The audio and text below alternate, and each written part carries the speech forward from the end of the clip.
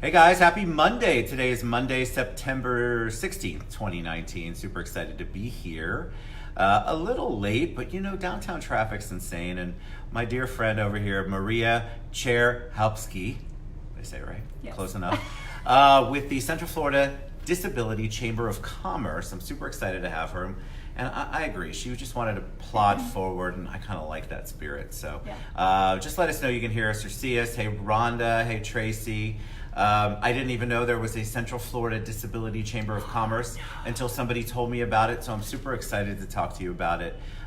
So give us a heart and a thumbs up. Let us know you can hear and see us on this beautiful Monday. We are overlooking the city beautiful as we speak. You can't see that. You can only see my mug and this pretty lady.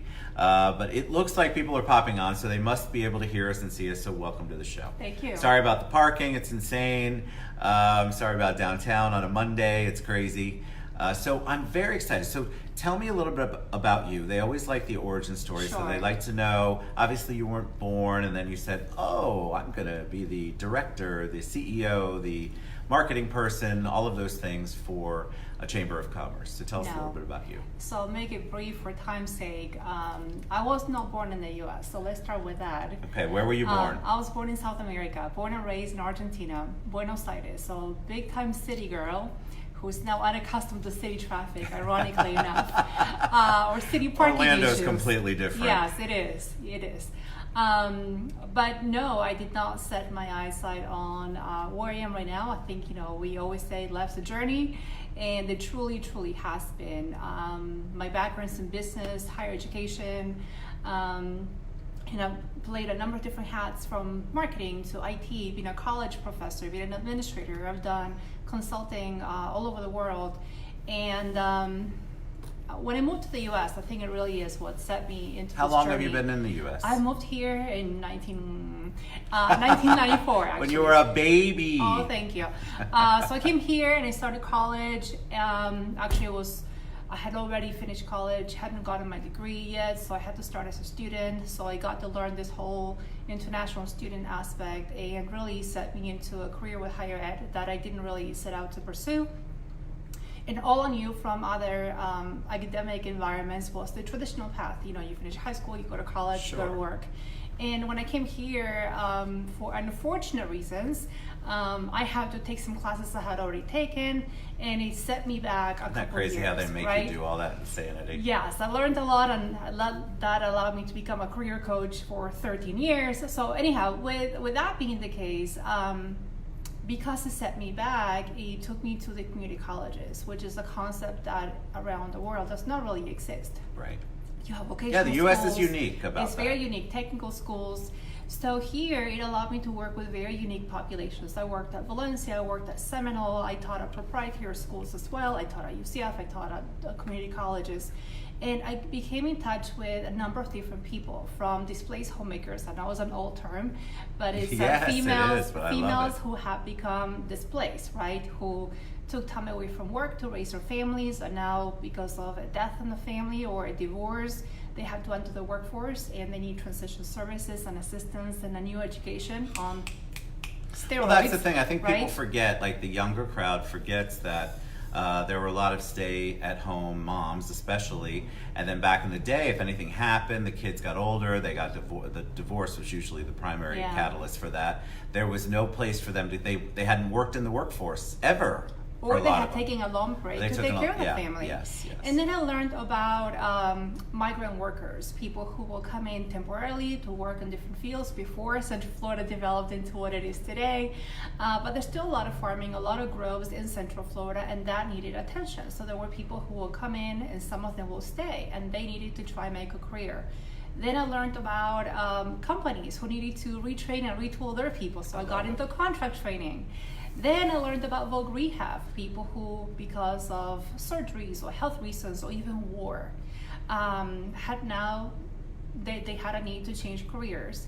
And of course, with the NASA transition that most of you got to live through, we know that there were individuals who were looking at a retirement for after 20, 30-year career, and now they had to start all over. Right. So having worked with all of those demographics, I made it my life mission and purpose to take the information and expertise and experiences that I learned as a very young female Hispanic who moved to the US, trying to make a living, trying to make a name, or a career more than a name, because as many years as I've been here, I don't know that I'm a name around town. No, I didn't know about you. But behind the scenes, I have led major initiatives. I really thought you were Russian.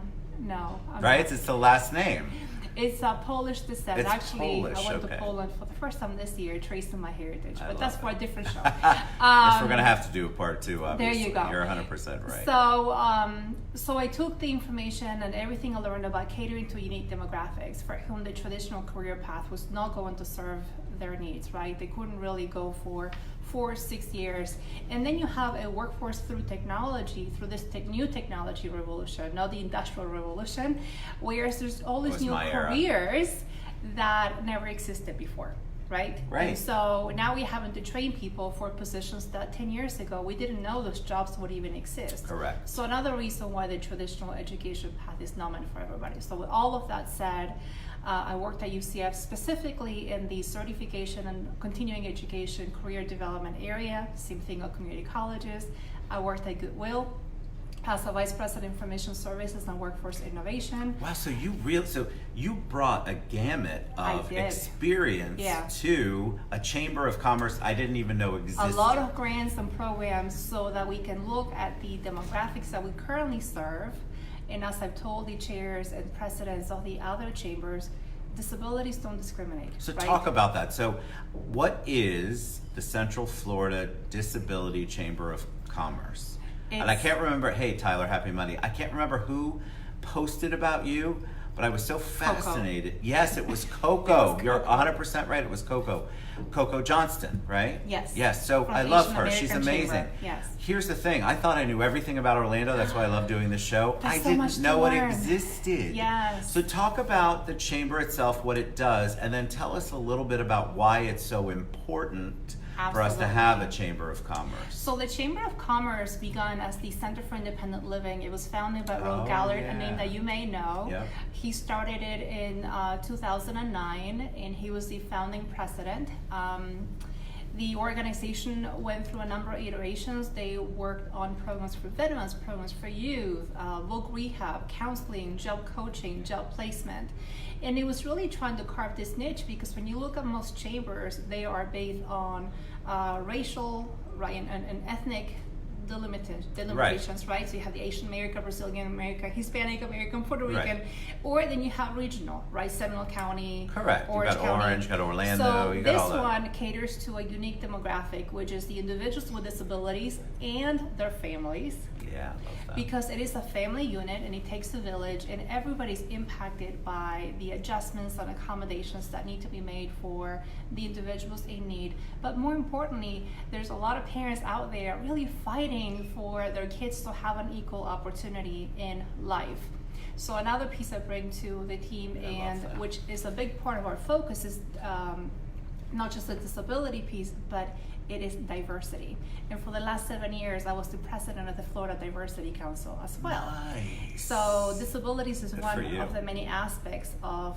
See, I never thought about that. So disability is part of the diversity. Absolutely. Right? Okay, I never thought about it because you Absolutely. usually It think is. of either LGBT or you think of ethnicity. And we did a lot of that. How awesome. But disabilities is a big part of that, especially as it relates to workforce, which is our emphasis, right?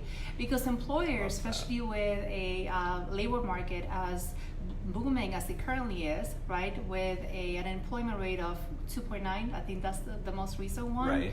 It's very hard to find talent, let alone keep it, right? Companies are vying for talent, offering all kinds of perks. You have new generations coming to the workforce, generations that are not likely to stay for 20 and 30 years in one place.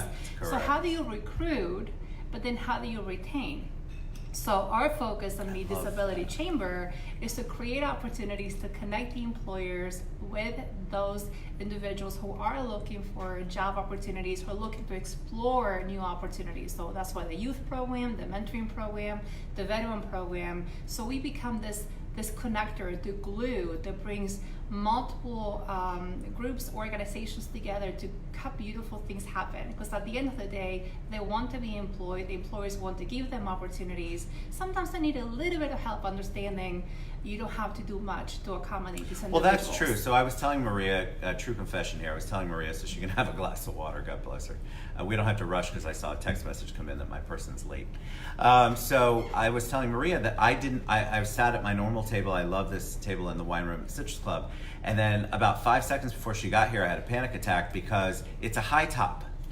And because A very big high top. Yes. And what would have happened if she had come in a wheelchair or couldn't get up? So it's changing the mindset, right? Even Absolutely. me, who I think I'm more in touch than, I feel like I'm very in touch. I didn't even think about that until that moment. And so you're also educating the people out there, like you were talking about educating the companies, because I believe most employers would love to hire somebody, a disabled person. I don't know how you say it. I want you to tell me the right way to say disabilities it is because that's how the law recognizes that. We still Okay. have the famous ADA, which is a little outdated. It doesn't include all of the disabilities. Does not. But we like to refer to these individuals as having unique abilities. Okay, right? I like that. I knew there was a phrase, unique abilities. Because That's good. if you think about the many senses that we have as individuals, we adapt to the environment, right? Not only as individuals in our personality or style or approach, but if you are lacking some of the many things that make us function in the real life, we find ways to adapt. Nature has prepared us that way. Correct. That has led to innovation in corporations, innovations in technology, a lot of small businesses that have come out with new tools that we get to benefit from. Days of use of keywords, but anyhow, we're getting on a It's different amazing, subject. I think, I feel like this day and age is so much better for people with unique abilities, because we have so much that can be done verbally, touch if you have that ability. You don't have to physically be at a desk in an office anymore. That's true. And so how amazing for you all to adapt as we go along, and for technology to be helpful in that arena. What I would love to know is, do people who don't have unique abilities, can they get involved? Absolutely. Because you obviously, Coco's the incoming president or current president of Asian American Chamber, and I love her, loved her for years. She's amazing. So obviously there was some sort of collaboration there. Do you all collaborate with other chambers? How does that all work? Because I think there are people like me that would love to get involved and try to figure out how to help. I'm ready to sign you up. That's the answer. There are many ways for people to get involved because, again, as I've shared with my counterparts at the NEC, that's where we're housed. So that's a great collaborative environment. Yes. All of the chambers under one roof. Tell them what NEC stands for. The National Intrapreneur Center is an initiative that was created about 20 years ago. Amazing. It's at the Fashion Square Mall on the back side of Maguire. It's inside the mall and it's a wing all of its own that houses most of the chambers of commerce. So Prospera is there, the Metro Atlanta Hispanic Chamber, Asian American Chamber, African American Chamber, SCORE that also helps veterans, and many other groups as well. Even UCF, Small Business Development Center, and the list goes on and on. And I just get excited thinking about it because the opportunities are endless. At the end of the day, we each want that relatability and to focus on a specific niche. But what we all set out to do is the same. Help individuals with workforce development initiatives, whether they're looking to enter the workforce or just move to the U.S. That happens a lot, especially with individuals from South America. Sure. I hear that every day. And they're looking for resources. They're looking to become better educated in terms of where to seek options, not just education, but any other service and resource. Or they're an investor. They're looking to start their own company, or they have a company and they're looking for support. So UCF has business incubators that help with that as well. So there's a lot of collaboration from that perspective. So we certainly share expertise and lend a hand to each other. We each hold individual events, certainly, because our Let's talk about the are events. A little different. So tell us about events. So do you have, like most of the other chambers that I've worked with, please take water. I can talk some. And don't feel rushed anymore. Can you tell? No, I don't want you, but I love it. I didn't give her any prep. So those of you who have been guests on the show, you understand. Normally I'm like 15, 20 minutes of prep. She had nothing. Walked in and went live. She did not. Yes, she walked in and went live. Thank God. But events. I think people think of their socials, like a lot of Asian American Chamber always has some kind of cool luncheon or social or educational thing. Is that what you all do too? No. Okay, you don't. So one of the things that sets us apart is that we love to participate in those events that the other chambers put together because they do cater mostly to the small business owner. We do encourage our members and sponsors and partners to participate as well because, as I said before, when it comes to disabilities, they don't discriminate. Right. So there are niches and there are cross-sections from every single group that we interact with whose membership could also benefit from what we offer. So we try to penetrate and penetrate those environments and groups and work with them and partner by bringing additional resources that enhance what they already offer. Love that. Instead of holding the social events, knowing that our clients may be looking for something a little different, not all of them are business owners. As a matter of fact, the vast majority are not. What we do for them is we provide education opportunities, networking opportunities, mentorship programs for unique demographics within that spectrum. So whether it's for youth, for employers who are looking to, again, recruit, retain, attract employees. We do it for veterans and for other groups as well. When you're doing your outreach, are you doing anything that is your outreach, or are you collaborating with other groups? Like when you let's talk about youth, for example. So, sure. So let's say you have that outreach program, you're doing that. Are you all hosting that, or are you doing specific things with other groups that might be youth oriented? So a combination. There will be more collaboration, that's for sure. We do have a program called YEP that is starting up in October again. We do it twice a year. It's in partnership right now with Orange County Public Schools. We're looking to expand with Seminole County Public Schools. Seminole State College is also committed to participating and being involved in it. And it's a multiple week program where we provide mentorship and different outlets and opportunities for exploration for high school and young college students that are looking for different opportunities. Remember, the new generations are looking for the right fit. Yes. Right? They're looking for a different kind of commitment and a different kind of a work environment where they can truly relate and make a difference. These new generations are more about being purposeful, being intentional, giving back, and having that that connection that it goes unspoken many times, right? Whether it's the environment, the climate, youth, animals, you name it. They're activists at heart. They were born that way, and I have two of those, so I know firsthand. You understand. I have two teenagers myself, and for those kids, youth, what we do is, like I said before, we provide them with educational segments, opportunities, mentorship, one-on-one, as well as corporate visits. So when they participate in corporate visits, they're able to experience and see what is it like to work here? What would it look like? What would it feel like? Do I see myself here?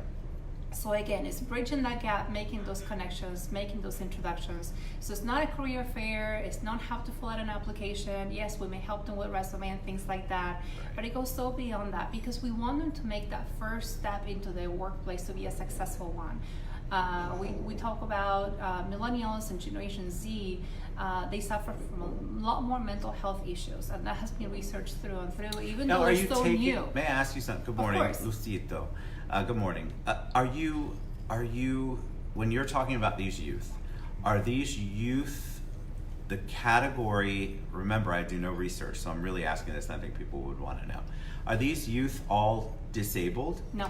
Okay, so you are actually... We're very inclusive. You're very inclusive. We're inclusive. So your program, because honestly, I feel sort of funny admitting about my stereotype that I panicked for a minute, thinking you'd come in a wheelchair. It doesn't have to be that. Because you're so inclusive, it's like a regular chamber that would have, or an outreach group that would have a regular is the best word I can think of, youth initiative. So whether it's a combination of, perhaps, I'm guessing, youth who are disabled and youth who are not disabled, according to our crazy stereotypes in mind. I love that. I think that's so good, the integration. And the same thing with veterans, right? I mentioned before, it's for veterans and their families, because again, it's not just the individual who is looking for new opportunities and an outlet and a change of pace, or maybe a first-time opportunity coming out of the military, whether it's a physical disability or PTSD or anything else that they may have gone through. The family is going through it with them. And so we do approach it in a more holistic way. And in partnering with employers, we have some great partners and sponsors from Lockheed, OUC, Advent Health, cool. Darden. I mean, the list goes on, and they're on our website if you'd like to check those out. But they're equally committed to making a difference and giving back as well. And so creating those platforms for individuals to see how companies have evolved, adjusted to the needs of the new workforce is absolutely critical. Because as Central Florida continues to grow, the demand is not going to slow down. It's not going anywhere. No, so how does somebody get involved? You did ask me that question before. No, but I think you might have answered, but I always like to reiterate it. Well, as an employer, we'd love to have sponsors and partners because, of course, we don't charge a penny to any of the participants that work with us. There's not a membership fee. Everything we do for them is at no cost. So that we meet with them one-on-one, we'll help them with their business, we provide referrals, resources, or participation in the events is all at no cost. That's one. So always looking for sponsors. The second thing, we would love to have more volunteers coming from Goodwill. Volunteer programs are key to the success. Again, we said it takes a village. This is no different. Our board is comprised of 12 individuals plus myself, and we have an advisor, so there's a total of 14 of us. Everybody works full-time, so we always welcome extra assistance. We're looking to grow and bring back the idea of ambassadors. We know that other chambers do that very successfully. Why is that key? Because of people like yourself. You said you've never heard of the chamber. I haven't. And we hear that a lot. So one way of overcoming that is by educating the community. Because we do not host the events and the socials and things like that, we're very purposeful and intentional with how our funding is utilized, and it all goes into running our chamber and the programs that we offer for the outcome and the ROI that we want our participants to see and receive. So those are three very key ways of participating. Another one is by hosting us for a meeting, hosting us for a one of the site visits, corporate site visits I mentioned before. That's wonderful because we would love to see every single industry represented, right? Of course. I love that. For the sense of inclusion and for the company as well, we would love to see every organization. So that would be one. The other one would be speakers, people who have expertise in this arena and would like to speak at one of our education events. That will be also wonderful because we always love to sponsor opportunities to share education and best practices. We have one coming up in October, and I'd love to have those more frequently. So lessons learned, best practices, what have you as an organization, as an individual, have done to accommodate individuals with disabilities and open those doors and set a whole new path for their success? We would love to hear that too and have you speak at one of our events. All right, so how do they reach you? What's the website? The website is call her on the carpet.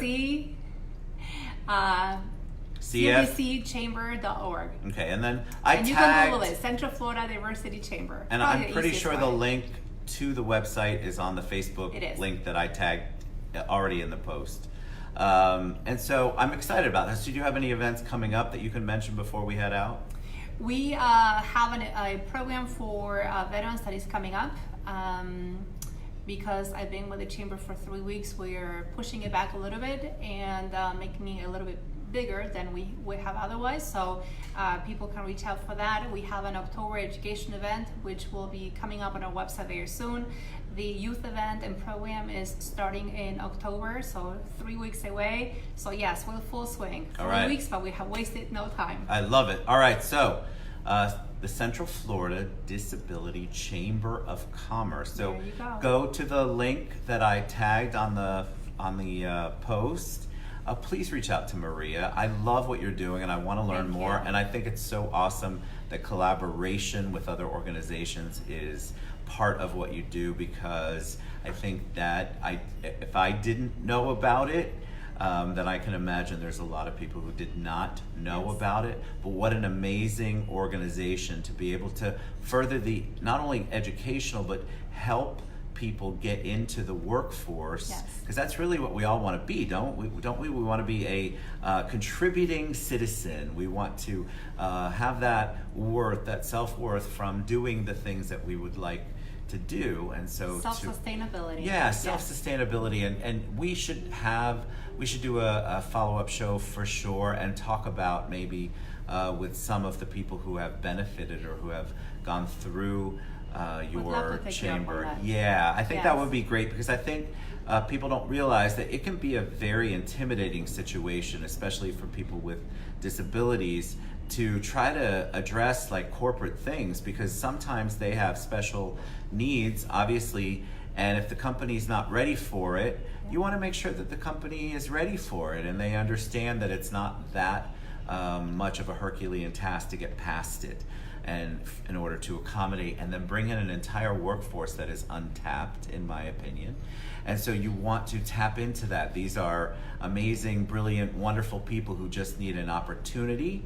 And so I love what you're doing. So Thank you're you. a joy. Thank you for Thank jumping you. right in, Maria. Oh, my pleasure. Maria's amazing. So please reach out to her, reach out to me. Let's get her in touch with all of you amazing people out there. Thank you, Shirley. We love Thank you. you. Can I mention one more thing? Please do. Okay, one of the things we're working on, for those of you watching, in case you're interested, is helping organizations with best practices for how do you support individuals within your organization already who Love may that. have disclosed disabilities, or who may have disabilities that you cannot necessarily see, but who may be struggling. So how do we provide additional support? Look at us as an extension of your own HR team and others, your ERG, your disability council. How else can you bring resources? We're here to help you because we want you to succeed. We want those employees that you currently have to stay with you, but more than that, to stay connected, to stay engaged, to be passionate, and be active contributing members. What they may have going on at home, what's happening with their hearts, what may be happening in here, could certainly be impacting that, and we want to be your partner as a resource to you as well. I love that. You're a joy. Thank you. Why don't you pop in, even though you had to deal with parking? Thank you for coming on the Central Florida Disability Chamber of Commerce. Check it out. Reach out to me. Reach out to Maria. Thanks for being on the Thank show. you. Thanks for coming all the way My downtown. pleasure. We love you guys. We'll be back with a couple of other shows this afternoon. But please reach out to Maria. You know they can use help, and we're all about helping on the TED Show and TED's community. So let's reach out to Maria. We love you guys. Mwah. See you soon. Thank you.